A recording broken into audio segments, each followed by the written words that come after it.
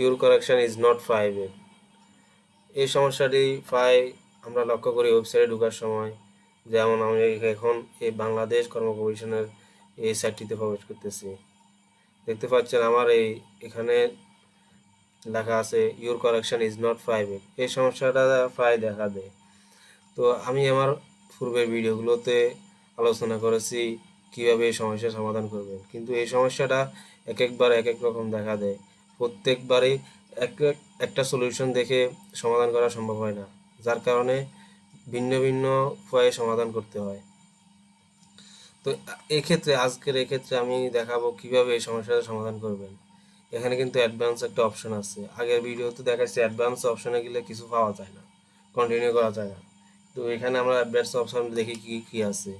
দেখেন এখানে আমরা অ্যাডভান্স অপশনে গিয়েছি, কন্টিনিউ টু bpsc.gov.bd আনসেফ এই একটি লিঙ্ক পেয়েছি, কিন্তু পূর্বের ভিডিওগুলোতে ইয়েটা ছিল না। তো যাই হোক, আমরা এখন এটাকে ক্লিক করব। দেখতে পাচ্ছেন আপনারা আমাদের কাঙ্ক্ষিত ওয়েবসাইটটি ওপেন হয়ে গেছে। আমরা সহজে এখান থেকে এখন যে কোনো কিছু করতে পারবো।